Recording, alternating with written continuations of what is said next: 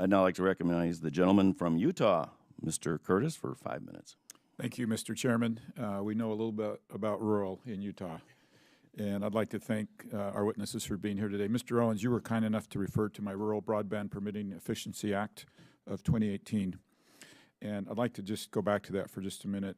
Is it your experience that federal reviews and permitting requirements are a major challenge, and especially if you think about the West, where I have some counties that are 90% federal land, and would you mind just expressing your opinion on that, and will this bill help? Yeah, thank you for the question.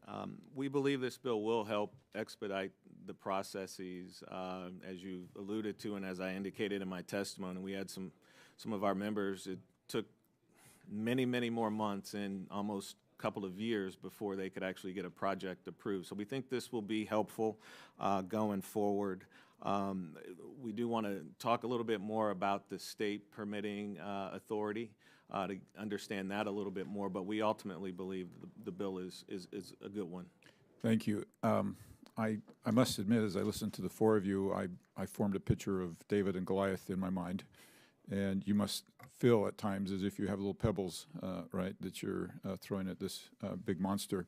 I guess one of the questions I have for you is, can we get there from here? And you've got some fundamental building blocks. You've got subscriber revenue. You've got the USF fund and roaming revenue.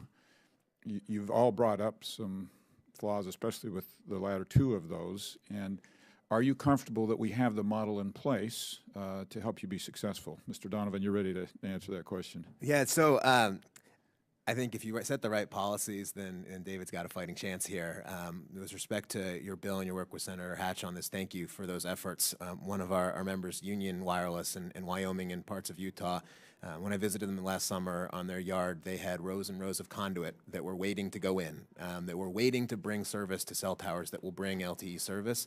But because of federal permitting to deploy this fiber along a highway, the conduit was just sitting there in their yard. So some of these policies to streamline deployment, if I can leave one point, it's that it's not only talking about downtown urban areas, that it's critical to providing service in all of these rural parts, and that with regard to your bill especially, that being able to deploy the fiber assets is a critical part of the wireless delivery that consumers enjoy today. Good. I'll echo that, and Union Wireless is also a member of ours, so they are well represented here. But I think streamlining, permitting, all of those issues are tremendously important, and let's not forget the cost that goes into what, they have the spectrum, they're paying for the spectrum, they have, all of these plans, and they're just waiting to put them in place. And so the costs involved with, the permitting process and the waiting is tremendous. And so to the extent that that we can move that process along, and I think your bill is helpful in doing that, more the better. Thank you. Ms. Fitzgerald, you talked about letters of credit. I'm pretty sure that anybody that put a requirement for a letter of credit in has never had to apply and get a letter of credit. So I would just like to take this time to emphasize your point that that is hugely problematic. Oftentimes when we require a letter of credit, it takes the same capital to hold that letter of credit that we're asking for. Yep. And so no doubt, very problematic. I'd also like to highlight and emphasize a point that at least two of you made, maybe more, that we have a flawed map. And I don't know if any of you would like to revisit that again and talk about it. I know, Mr. Donovan, you talked about we're stuck with this for 10 years.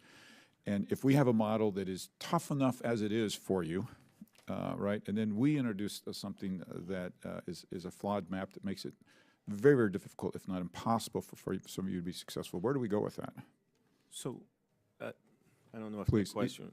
Mr. Owens and then Mr. Donovan, if you'll follow up. Yeah. Thank you. Yeah, we actually polled our membership after the map came out and asked them what were some of the difficulties or if the map was actually accurate.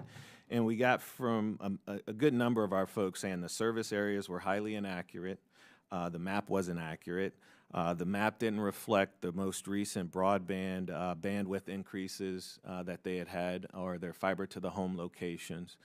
We believe the map is important, and you need to have a map to show where service is. But again, with the 477 data, that needs to be updated and used Yes. have more accurate data there. Mr. Donovan, I'm out of time, but let me just end my comments with a big exclamation point behind your concerns, and let's make sure this hearing recognizes that that is a major problem.